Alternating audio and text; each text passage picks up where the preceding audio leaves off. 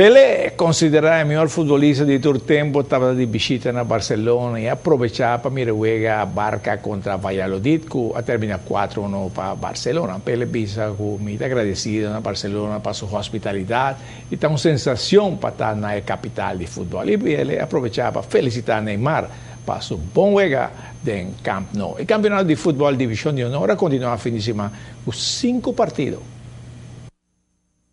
RCA logra su de 2 vitórias de campeonato, derrotando River Plate 4-1. Estrella também logra su de 2 vitórias, goleando Carvel 8-3. Dakota sorprende la fama, propinando el campeón de año pasado de 2 derrotas con score de 5-1. Bubali y Caiquetillo empatan a 0. Y en el último juego de fin de semana, Britannia derrota Nacional 2-1. Standing después de primeras 2 fechas nanta como lo siguiente. Estrella na primeiro lugar com maior average de gol com 6 pontos. RCA sigue com 6 pontos também. Britannia sigue com 4 pontos. Na de 4 lugar, Bubali com 4 pontos. Dakota com 1 ganar e 1 perder tem 3 pontos.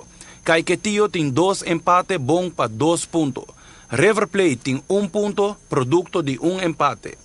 Carvel na de 8 lugar com 1 ponto, Nacional na de 9 lugar, não tem ponto, e den sótano é campeão de ano passado La Fama com 0 ponto.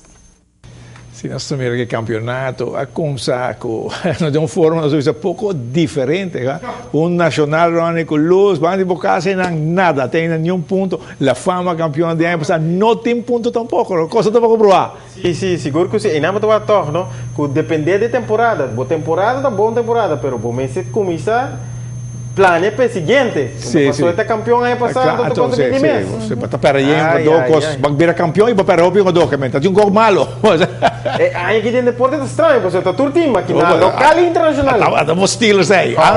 E tem playoff na de Major League, Cardinals tem para estar série, Dodgers aqui que está assim um rato, Pittsburgh também com o Giants, Atlético ganha Detroit com o seu super team. E bem coisa da... Mas pouco provar depois.